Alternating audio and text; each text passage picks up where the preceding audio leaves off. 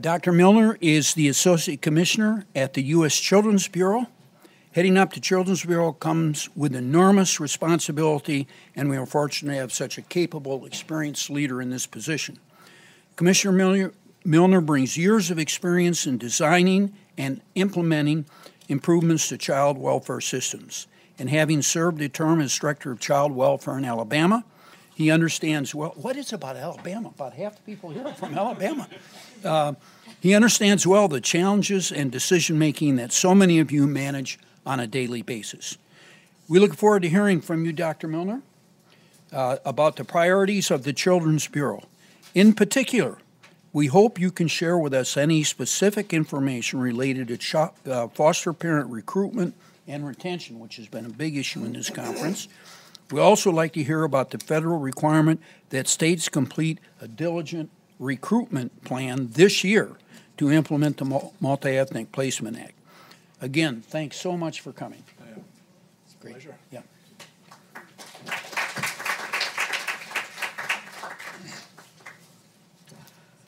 Well, it's a pleasure to be here, and piggybacking on Ron's words, it's wonderful that he got you to clap at the beginning, because I don't know if you'll clap at the end or not.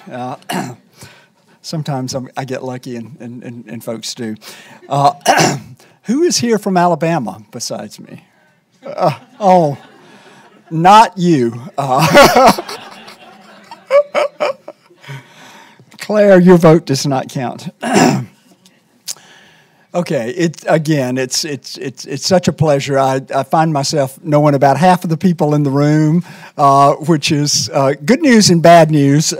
It most likely means that at least half of you have heard pretty much everything that I've got to say already. I started out apologizing for being repetitive and using a lot of the same stories for a long time, and I kind of got over it after it fully sunk into me that I'm in a job where, 15 minutes is probably a good track record, and I'm absolutely committed to staying on point, even if it means that I repeat myself and I say things that many of you have heard before. I think that we are at a time in our work right now on behalf of children and families where we can easily get distracted, and I think we can go in a lot of different directions. And if I'm quite honest, there's a whole line of people waiting to get into my small office in the Children's Bureau to convince me to go in their direction. And I think that probably the hardest part of the job for me is really remaining focused. My focus, I won't be bashful about it, comes from spending, Ron was awful kind to say several years or a few years or many years. I'll tell you, it's been over 40 years in the field of child welfare, doing everything I could possibly do wrong, not out of intention, but out of ignorance mostly, and learning so much along the way about how we can strengthen and support families as we go forward as a child welfare system. I'm still learning. Spent probably a good 3/4 of the past year and a half literally on the road, meeting with children, meeting with youth, meeting with parents, talking to people who work in the programs and trying to understand myself what's working and what's making a positive difference for those families, or in some situations, what really is not making a difference. I think the thing that I've become convinced of more than anything else is that if we want to see dramatically improved outcomes for children and families, we have to dramatically change what our expectations are of our child welfare system. We have to dramatically change what our vision is and what we can commit ourselves to doing on behalf of children and families. And after all of these years, starting out as a caseload carrying social worker, county supervisor, doing whatever I need to do, my experience tells me that our child welfare system in this country has not supported families. We have not done that. Our primary interventions have been to remove children from the families. Our primary focus, you get me, has been on repairing the damage that's done. The simple emphasis that we have on trauma-informed care, trauma-informed services in our country right now, while it's necessary and while it is essential to having a full complement of services, bears witness, in my opinion, to the fact that our main commitment is in repairing the damage that's occurred rather than investing in trying to prevent that damage from occurring in the first place. I'm going to talk to you a little bit about Family First because I know that's what you want to hear about, but I'm also going to be quite frank and say that's not the primary message that I'm going to leave you with here today.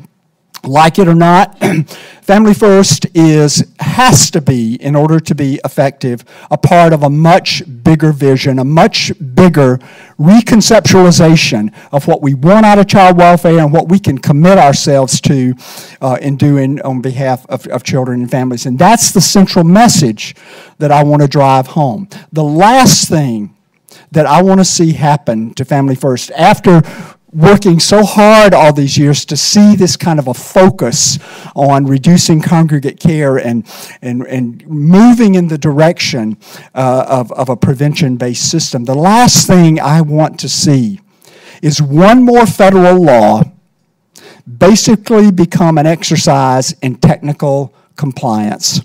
Unfortunately, I was out there working in the field when one of the biggest pieces of federal legislation came to be the Child Welfare and Adoption Assistance Acts of 1980, I believe, Public Law 96-272, and we heralded it as revolutionary, as something that would absolutely make a difference in the lives of children and families. And two critical pieces of that legislation: the requirement that every child in care have a case plan documented, and that courts make findings of reasonable efforts to prevent removal. Those were two of the most critical pieces of it.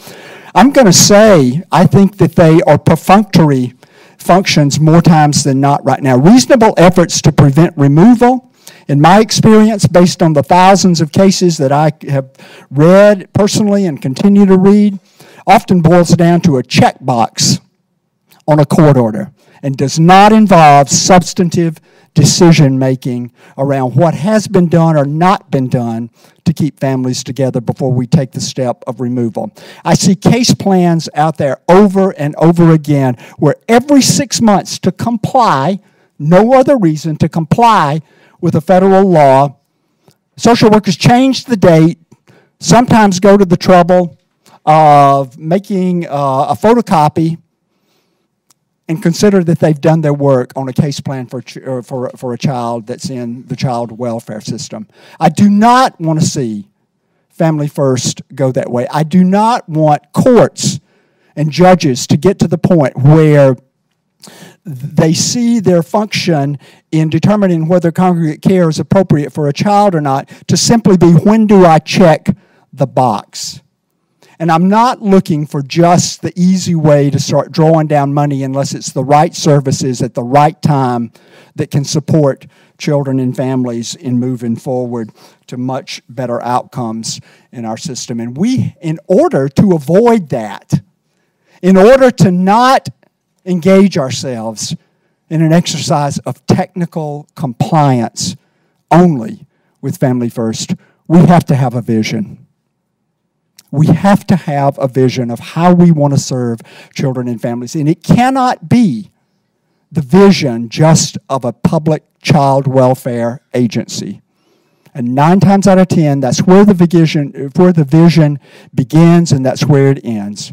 It has to be a jointly shared vision across the different entities out there that can affect and do affect every single day the outcomes for children and families. The courts, children's representatives, legal representatives, parents' legal representatives must be a part of that. If they are not, if they don't share that vision, if they don't jointly own the outcomes that we're trying to achieve, nothing that a public child welfare agency is going to do will make a difference in the experience that children and families have as a part of their involvement with child welfare. If that vision is not shared by the network of service providers, of foster and adoptive caretakers that are out there, all of the work that a singular agency does to try to change what it does alone will be obviated. And we can't let that happen. It's one of the hardest things to do, and I'm confronted with it almost every single week when I'm out in the field. The difficulty that we have working in collaboration and cultivating that joint vision becomes more and more apparent. But at the same time, there are enough wonderful examples of that happening out there right now that I know beyond any shadow of a doubt that it can be done. It has to be done also, very importantly, with the voices of the children and the parents who have the lived experience in the system. We try so hard to say we know what's best, and we can create this vision without going to the people who are the most affected by the work we do to get that input, to get benefit of that lived experience. And when we do, it opens up a world of realization about how we can truly change those experiences. I'm going to share with you a couple of stories, which I always do, because I'm committed to the fact that it's the stories I hear from parents, it's the stories I hear from youth who've been in the foster care system, that those carry the messages, not anything that I've got to say, because I never had that kind of lived experience, And they can illustrate the priorities that we have in the Children's Bureau and that I want you to have in your work as we go forward, so much more so than I can. I'm going to tell you a story that causes me great pain to tell you this story, because it's a case that I am personally familiar with. It's a story of a family that has a long history of child welfare involvement, report after report of child abuse and neglect coming in on a mom and 3 or 4 very young children. Investigation after investigation, assessment after assessment, identification of so many risk factors that were out there present in this family, but never enough concrete evidence to say this child's been abused or neglected, which in our system is what triggers our ability to offer services. Everything else below that rarely provides us enough basis to actually support a family until the child's been abused and neglected enough that it meets our threshold. That kind of situation was present in this young family. After the mom had her youngest baby, even more reports started coming in, primarily around neglect, but also other things like substance abuse and incidents of domestic violence. At some point, there was enough there to place the child in a foster care situation very briefly. Then the court returned the child home when basically nothing had been done to strengthen that parent's capacity to care for the child safely. So when the child went back, we start getting reports again. You know the story of that. Every report, unfounded. And then the final report comes in, and the child's dead. The child's dead due to child abuse at the hands of her caretaker. You know what happens after that, right? All hell breaks loose. The newspapers, all of the media go after the agency for missing the ball. Who's to blame? Let's fire somebody. Somebody's head's got to roll. Big legal proceedings, criminal proceedings, and more kids than ever start coming into the foster care system for the simple reason that social workers and courts are not going to step out on a limb and be the next face in the headline when something tragic happens to a child. I wish I could say that examples like that are not what drives the child welfare system in our country, but I don't believe that. I believe they are. I believe more than any other single factor out there, erring on the side of caution, fear, not knowing what to do, not having the gumption to stand by our principles and our good practices when something happens, and retreating into the better safe than sorry, remove now, ask questions later mode of operating child welfare that, frankly, many of us are quite comfortable with out in the field. It's those situations that drive the work that we do, that drive our policies, and sometimes even drive our vision around what we should be doing. I'm going to share with you another story. It's quite different. This is a story of a 17-year-old young mother, a child, attempting to raise a child, living with her 3 or 4 siblings, one of whom is seriously disabled, with her mom and her dad, until her mom basically gets so overwhelmed that she leaves the family, just gives up, can't do it. At that point, her father says, I can't take care of these kids. You're 17. I need your help. She basically steps into the parental child role and begins trying to care for her younger brothers and sisters. She'd always been a very good student, worked hard, tried to do well in school. Not too long after her mom left, she found out she herself was pregnant and had a baby.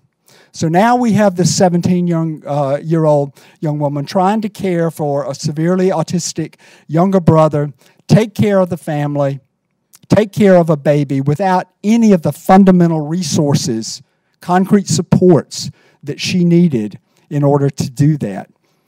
So then what happens? School falls to the wayside. She becomes truant, struggling to get whatever she might need to take care of this baby and these brothers and sisters. The relationship with her father deteriorated dramatically. He blamed her for her pregnancy. It's your problem. I'm not going to help you with it. The father of her baby basically said the same thing. I didn't sign up for that. It's your problem. So she's left alone out there. Eventually, somebody got concerned enough to call in a report. But you know what? They didn't call the child abuse hotline. They called a community-based service agency. This is, frankly, it's a story that is out there, so I don't think I'm breaching any confidentiality. It's called Community Response, based in Nebraska. The Community Response team assigned a family advocate to work with this young woman. They linked her up with the concrete services that she needed, the diapers, the food, helped to get her the kind of medical care that would allow her to have her needs met and those of her baby. They worked with a church to help get her enrolled in some after-school care or during school care so that she could become involved in the school. They got her linked up with a tutor. They even got her dad linked up with a support group that had the effect of changing his attitude and his capacity to support his family. And guess what? That's the punchline of that story. That's the punchline. The punchline is nobody got abused. Nobody got neglected. Nobody had to enter the foster care system. The baby was not separated from his mother, and she was helped to build her protective capacities to care for her child in a safe and healthy way. I wish I could say that example evokes as much emotion as the first example. Is there anybody here willing to say that it does? We all get upset when kids get hurt and when they die, and we should. We should get upset. It should be outrageous to us. But we should be equally excited and motivated when we see our efforts to prevent those kinds of things from happening come to fruition. I wish I could tell you that it's that kind of an example that drives our policy making,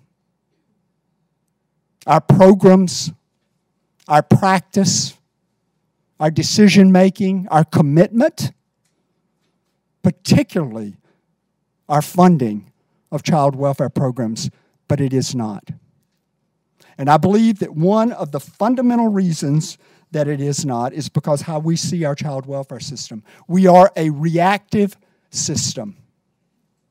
We wait until the call comes into the hotline before we motivate or mobilize our resources. And again, it's got to be bad enough before we're going to intervene in the life of a child and family and try to do something to support them. But so many times, it's too late when that happens, because when the call comes in, we have a child that in most situations has already suffered some degree of trauma. So we're automatically in a remedial role there. In most all of those situations, I believe that we're faced with parents who have their own unresolved trauma and are recreating that trauma in the lives of their children and families because they don't have the protective capacities to do differently by them. And in waiting, we perpetuate that cycle of intergenerational trauma, disruption, and difficulty that follows the lives of the families and children in our child welfare caseloads, sometimes for generations. We have to reimagine what we want child welfare to be. And as long as we imagine it as a better response, a quicker reaction, we're going to continue to chase our tails, and children and families are going to continue to suffer trauma in their lives. We've got some very specific ways that we think we can do that we can change that perception. And I want to share some of those with you. This will not be any surprise to anybody in this room. But the first way we can begin to change our view of what child welfare needs to be and how we can change that experience is to focus our efforts on prevention. Prevention of child abuse and neglect. With Family First, we have gone a tremendous way, or we will as soon as we begin to fully realize the benefits of that legislation, in preventing children from entering the foster care system who are at imminent risk of entering foster care system. That's a very important step that we are enabled, empowered to take with the passage of Family First. It does not guarantee, and it does not fully open the door to us preventing the incidence of child abuse and neglect, to have a full continuum of prevention-oriented services and to truly reorient our system to be one that's committed to strengthening families through prevention. We have to have even more tools than that. We have to have, I don't want to get political, but we have to have flexibility in our federal funding so that we can use critical federal dollars to strengthen families, to support families before we ever get to the point where formal child welfare intervention is the only thing that's left. I'm going to share with you another story that always strikes me every time I share it. This is a young woman that we met with some months ago, talking about the value of prevention and the need to strengthen her family. She had been in the foster care system, and she said, my family had 6 calls to Child Protective Services prior to someone responding effectively. She said it wasn't until the 6th call, 6 calls, when me and my brothers were being held hostage by my mom, who was high on drugs, that we received any type of help. She said my mom could have benefited by proactive help through mental health services, access to family therapy, substance abuse treatment. This should have happened at the first call to CPS.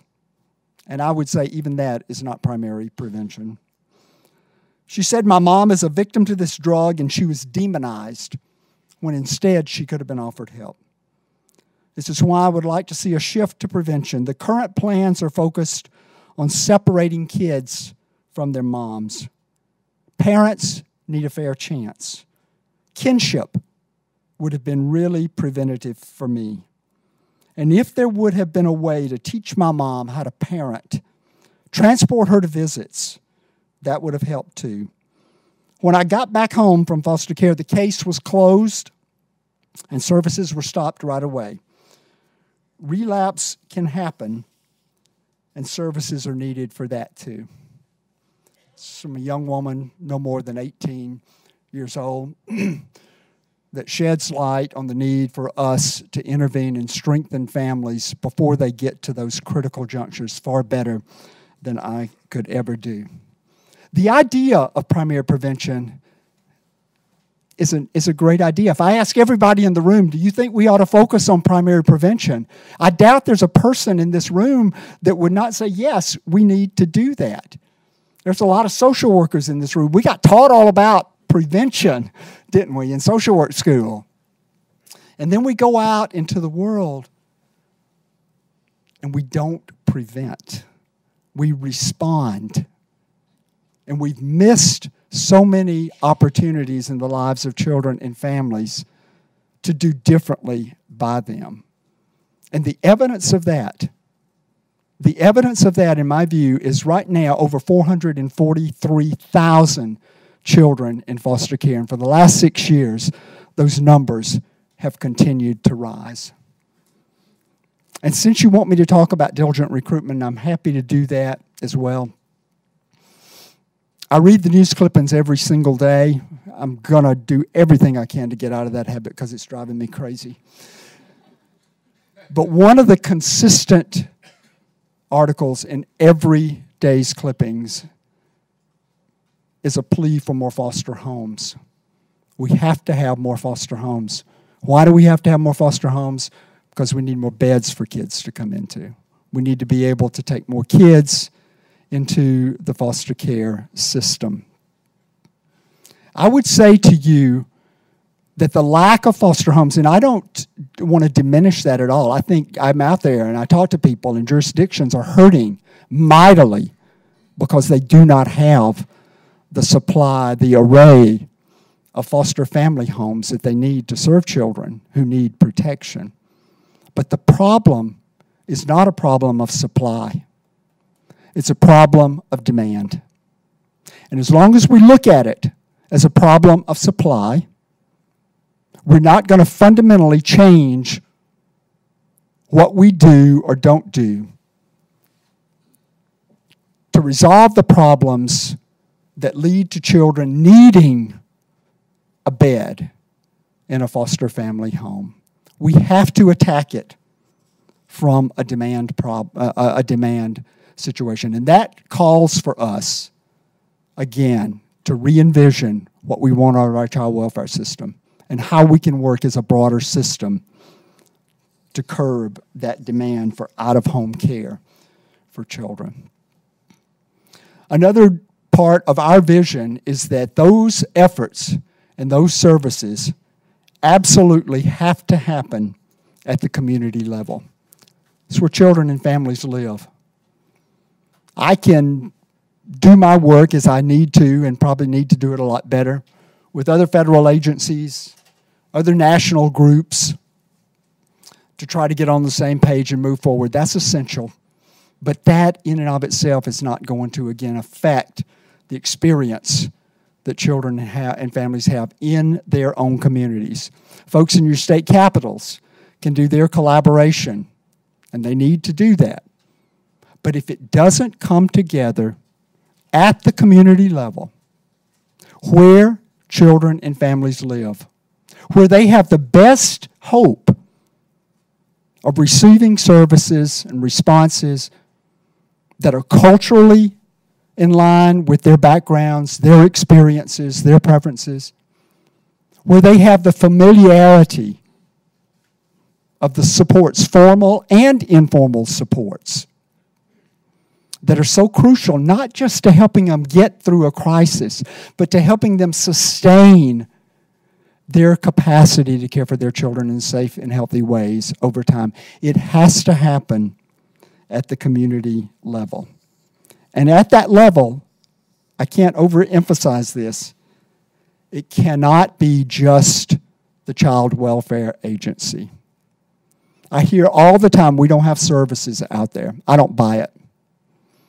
I think in a lot of places we have a dearth of services that we want to go out and purchase that's offered in some very formal way. In many situations, we have a dearth of evidence-based practices, which many families can benefit from, but also which may not be what many other families need in order to avoid involvement with the child welfare system.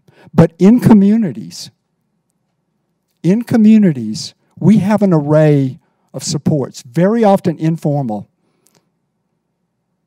that families can benefit from and that can help to create the kind of protective, nurturing environment that we all want our kids to experience and to grow up in, and that parents must have if they're going to be resilient, if they're going to be able to weather those crises.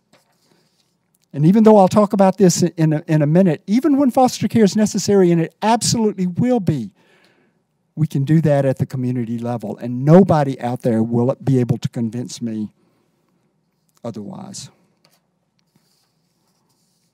When we do that, I think we have the best opportunity to address not just the physical safety of kids, which again has been what child welfare has been about in our country. It's been about protecting the physical safety of children. But you know as well as I do that we have very often, if not most often, done that at the expense of their psychological, their emotional well-being. And how many kids, how many youth do we have leaving foster care every month, every year, who don't have the benefit of having their needs for well-being addressed, and don't have a direction, and don't have the skills, and don't have the sense of well-being needed to make their way in the world? I carried a caseload for at least 2 years of those kids, those older teenagers, and I'll never represent to you that I did everything I could or needed to do to make sure that their needs for well-being were met, because that's not the way I saw my role. I saw my role as making sure they were safe, secure, stable. And stable means a lot of different things. We can put a kid in a congregate care facility and leave them there for 10 years. Guess what? They're stable. But they may not have their other needs met. And you know who those kids are, and if you don't, I'll introduce you to a few of them. And you can hear from them about their experiences instead of hearing it third hand from me. As I said, foster care will be necessary. And I am very grateful that we have people like you in the room who want to make that a better experience for children and families when it's necessary. But we can make that system better as well. Foster care traditionally, even though I believe we're beginning to see some changes in that direction, given who you are in the room, you've probably seen a lot more of them than I have. But the more typical foster care experience right now, I believe, is much more akin to what it was X number of years ago when I carried a foster care caseload, which means that we regard foster parents as substitutes for the parents rather than as supports for an entire family, and people who can help to preserve the integrity of parent-child relationships that are absolutely essential to the healthy, normal development of not just kids in foster care or the child welfare system, but any of us. Those connections, those relationships have such a profound effect on our brain development, on our ability to cope as individuals, to make our way in the world as adults. And through our foster care system, we have not always recognized that.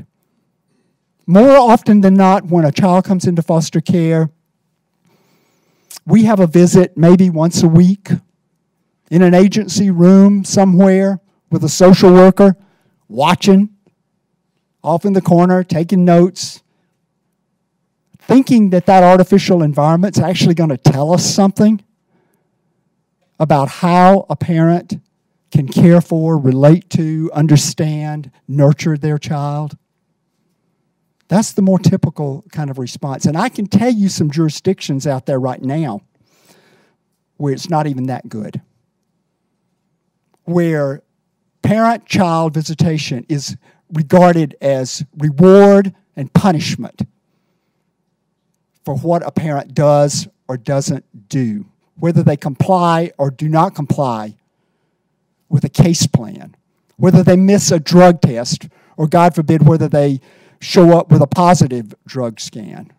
There are still ways in which we can support that parent-child relationship, and we should never, ever be satisfied to allow parent-child contact and time together as reward and punishment.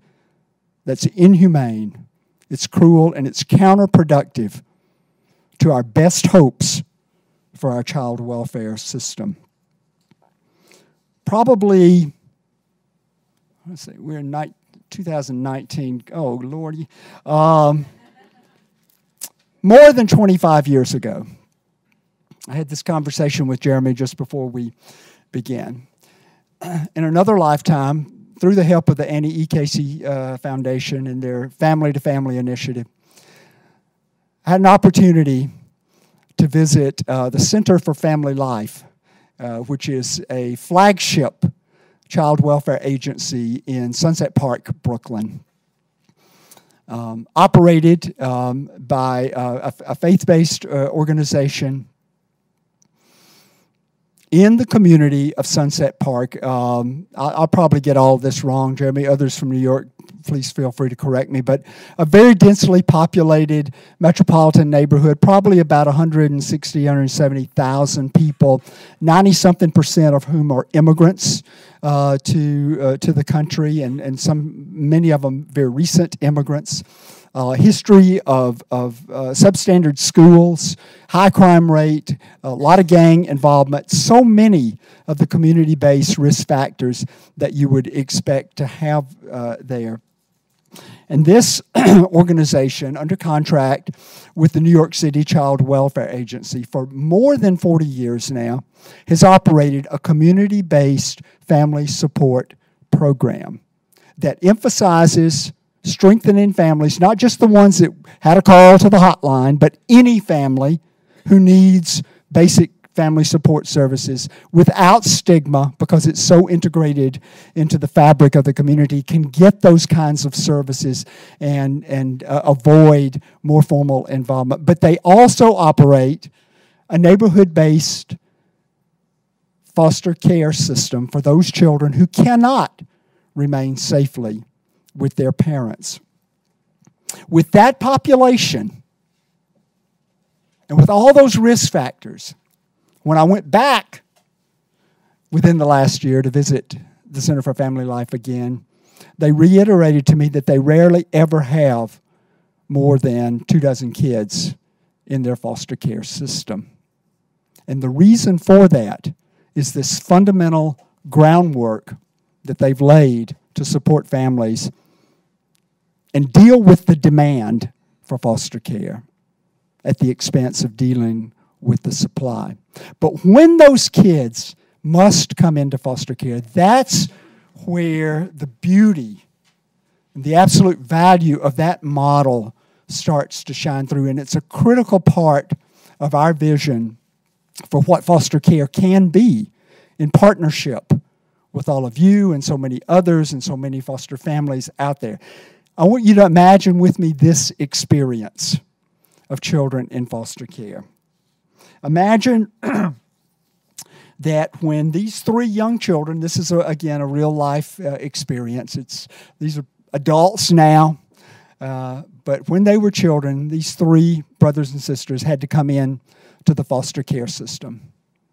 The agency did not take them and move them 2 counties away because that's where they could find a bed for them. They didn't put them in a congregate care facility because there were 3 of them and they didn't have enough space.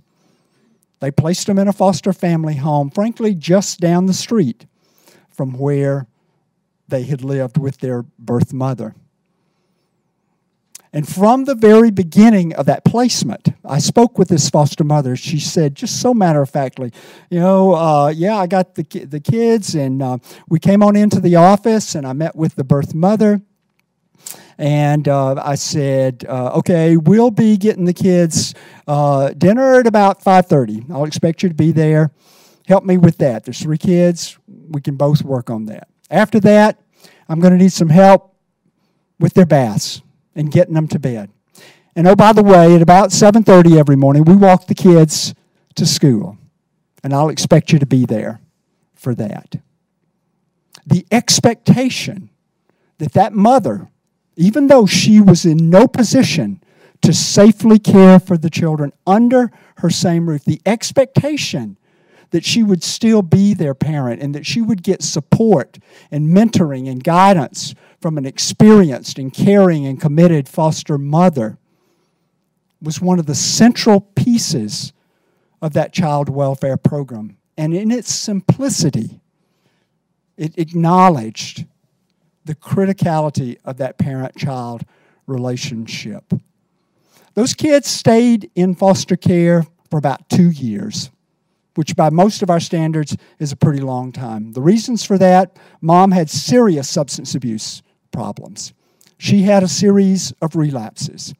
In many situations, that would have been enough just to write her off and say, you're not going to be a part of the child, let alone have this quality and this quantity of contact with them. But they never went to that place.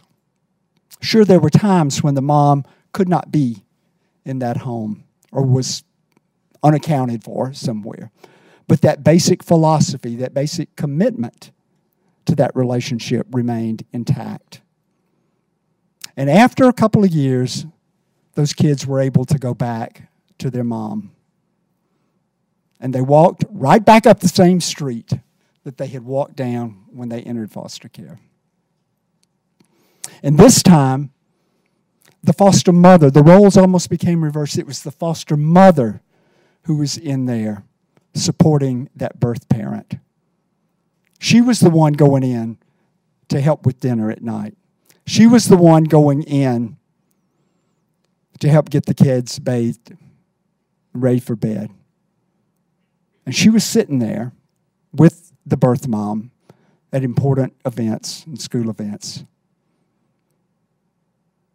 The experience that those 3 kids had in the foster care system with that level of involvement, I would say to you, is dramatically different than any kid's experience that ever had the misfortune of wandering through my caseload, because I didn't know how to do that. I asked Sister Mary Paul, who was the director of that agency, how do you get people to do that? She just looked at me and she said, it's our expectation. And I said, okay, let me try another one. Where do you find people like that? She said, well, we put up notices down in the laundromat or over at the library. I said, all right, I'd love to see your training curriculum because I want to know how you train people to do that. And she said, yeah, we offer some training. It went back to the expectation. It went back to the values. And when I looked a lot deeper, I found out it wasn't just about the foster families and the expectations of them. It was about the staff of the agency. When I went back there a few months ago, once again, they reiterated to me that if the staff can't view families in the right way, in the way that aligns with the values, the principles of the agency, it's not the right place for them.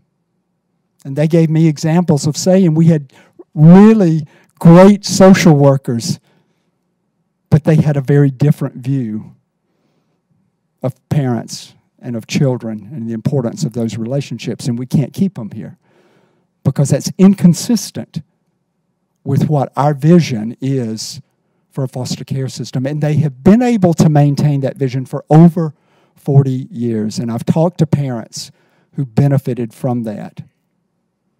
Even while I was there this last time, they were telling me about a mom whose child was in the foster care system, and the director went downstairs in the office and saw that mom down there, and she said, I don't think we had a visit set up today, or were you going to be meeting with your social worker? She said, no, I just brought my neighbor over here to show her around. And while she was there, this mom was saying, okay, if you need help with food or clothes, they've got this over here. And they've got these counselors, and if you need some legal assistance, it's over here. If you need some help with your utilities, here's where you may be able to get that. Can you imagine a mom whose kids have been removed by the agency or in foster care coming in voluntarily to that agency, showing her neighbor around, saying, these people can help you? That example is extraordinary, but it does not have to be. We can be bold. We can recreate those kinds of experiences for children and families across our states, across our neighborhoods. And that's my charge to you as you go forward, to think about that and to think about how we can work together to have that be our expectation of a foster care system. Jerry, thank you. Thanks.